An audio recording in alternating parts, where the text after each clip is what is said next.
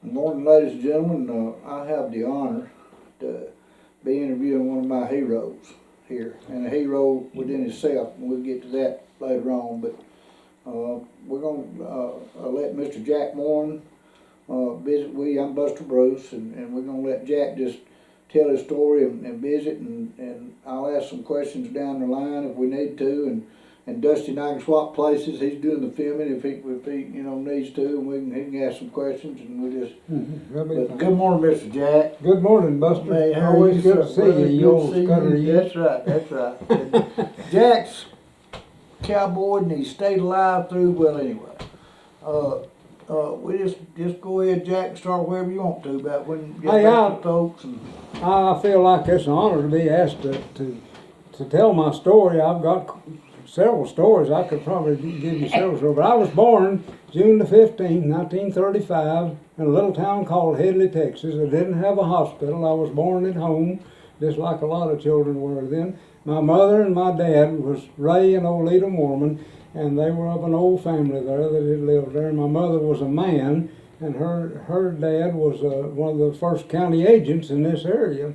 And Robert E. Mann was an early day county agent for Donley County and also in Childress County.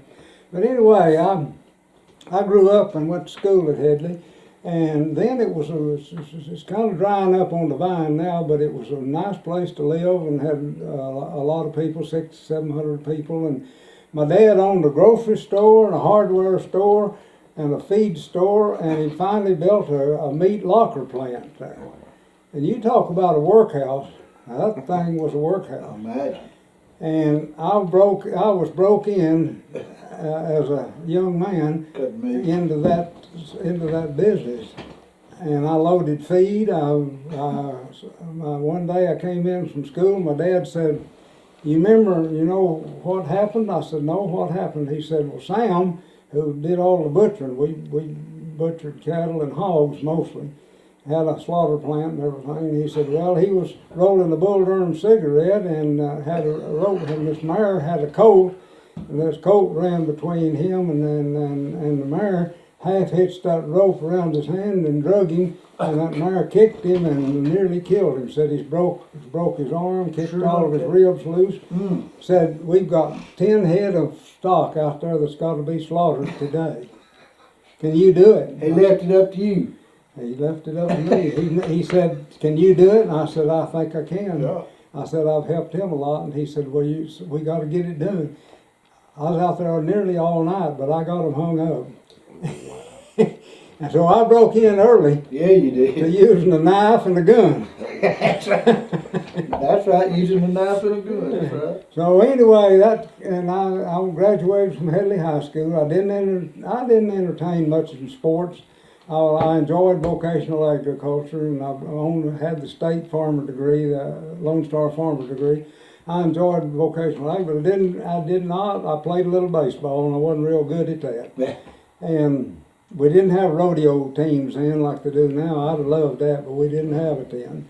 And we didn't even play football. We played basketball and baseball, and that was it. And I wasn't very good at either one of them. But anyway, I told, we used to have to pick cotton during the war because all of the people there to gather the crops were out, and we'd go to school a while, and then we'd go pick cotton. Now, Jack, we're talking about World War II. Yeah, this was World War II, yeah. And we'd go harvest cotton. It'd rain, we'd go back to school a while, and then the sun would come out and the cotton would dry out, and we'd go pick some more. And I got so tired of that, I said, Lord, if you can get me out of this, I guarantee you I'm going to get an education or something where I don't have to pick cotton. That's right. So anyway, I started to school at Clarendon College, which was a small college here in the county. And I could get my English and math and that sort of stuff off. So I started there, and then I went to work for the J.A. Ranch, which was a large ranch at that time, still is a large ranch. But it was located in Donley and Briscoe County and Armstrong County. The headquarters were in Armstrong County. And I don't know exactly the size of it then, but I can relate to a little bit. There it was at one time close to 1 million acres, so it was a pretty good sized ranch. Yeah. And Started now by we're, Charles Goodnight. yeah, that was known as the Goodnight Ranch. That's right. Charlie Goodnight. And he established it and managed it, and one of the interesting things about Charlie Goodnight was he showed 100% profit the first year he operated. And I told somebody, my God, I guess he would. He had the best range land in the world. That's It right. never been abused. They've never been grazed except for buffalo. He said those cattle never wanted for nothing. And I said, anybody that don't have mesquite and That's right. cedars to contend with ought to show 100% in That's profit. right. Well, anyway, I went to work up at Ashtola, and that's the shipping. Some people don't know this, but it's known as West Southern. I'm sorry, I'll get it right. It was the railhead. Everything that was shipped out of the ranch went on the railroad pins there They at loaded Ashtola. there.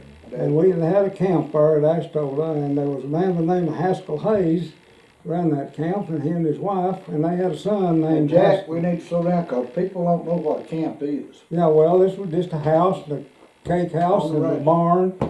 And one of the first lessons I learned is they brought the horses up from down at the ranch that had been turned out on grass, and they were pretty frisky, if that's a good way to put it. That's right. Well, them old horses was fat and slick, and they was feeling good. And we had to harness them and get them hooked up to them wagons so that they could go to feeding with them when they brought cattle up there. They bring cattle from the ranch, hold them there in those west southern pastures till they get ready to ship, and then they'd bring the wagon up there and they'd pin them there at those railroad pins, and they'd send a special train down there, and they'd back up and Had them cattle cars all on them. load the cattle cars there. And most people have never even seen a cattle car, much less how to load them. But you had they called for however many cattle head that they wanted on each car, and you cut them out and brought them to them. Let me ask you this, Jack. Did they when they pin them cattle, they come from down there at Mulberry Creek? They come from All over the ranch. Okay. Yeah. I mean, Yeah, they were actually been put together and thrown into a pasture down there, and when they get a pretty good herd of them, well, they drive them, they come through the road, and you could tell where they came through that country there. all that cattle. Yeah. They knocked the brush down and everything else coming That's through right. That's right. They'd bring them up there to West Southern, and they'd hold them there till they was ready to ship a train load. But y'all still had the buffalo on the ranch then, didn't you? Oh yeah, well they're still there. I was here when I ran the ranch. That's what I'm talking about. Yeah. And We'll get to that, but I mean, there's one story you told me about a horse somebody give you a scared buffalo. I want that. I want that. No, I want that story. I'll tell you about old. Okay, I'm not trying to get ahead of us. I'm just. Anyway, we'd load those cars and get them out of there, but they were wanting to feed those cattle while they were there and get them kind of gentle down. We'd feed with wagon and teams. Well, we'd harness them old horses, and boy, they were snorty. And we'd back them up and hook them up to those wagons, and we'd already wired the back wheels together to the standards. Or when they pulled out, Now you're gonna have to explain that, Jack, because I don't nobody know what you're talking about. Well, the standards were the wagon, the bed of the wagon was on the standard, and it was like a running gear on a car. And it would be the most solid part of the wagon, and you'd wire those wheels. Why did you wire them, Jack? Because them horses are going to run off. They're sure as the world.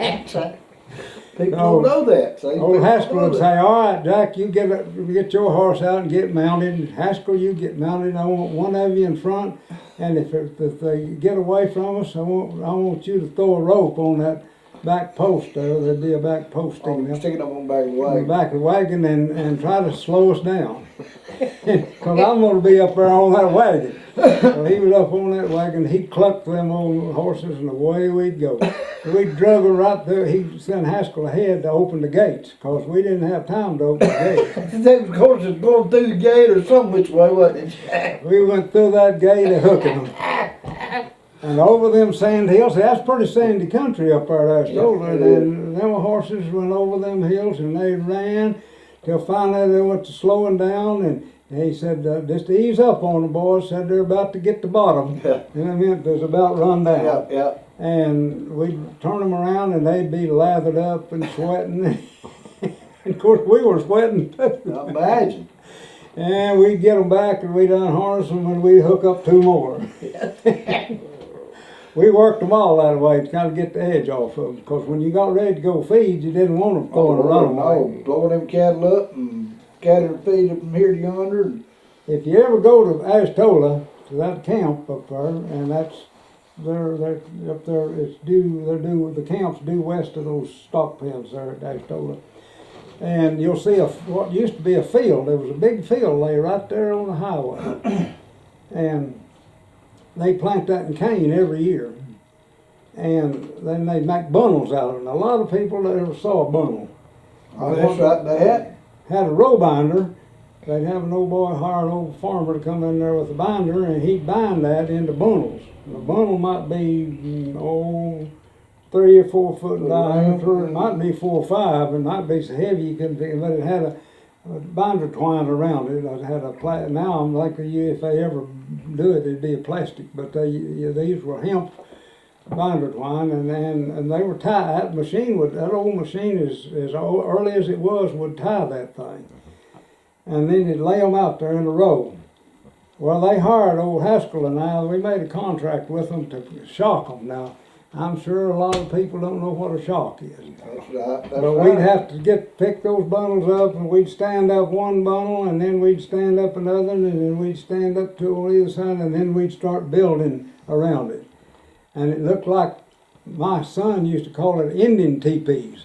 He said it looked like Indian teepees going across. Right. Now, is this the same type of cane? You mentioned cane. Sugar cane. Sugar cane. Oh, Yeah. not the cane we see by the roadside. Bamboo. Everyone It's looks sugar kind of like cane, bamboo. Yeah. Yeah. Okay, it's different then. Them old socks were green. They were heavy. Had all that syrup in them, yeah, with water. And that was one thing to get them up where they dry out. Well, we got kind of late in the year before we got finished. We only got about half of them done, and they sent us off fencing or something else. And the time we got back, it got cold weather, and every one of them bundles we picked up had a rattlesnake under it. God almighty, Jack. Them rattlesnakes had come out Yeah. like grass, Yeah. and hunting a warm place to spend the winter. Yeah. So we got to picking them bundles up with a fork. Imagine.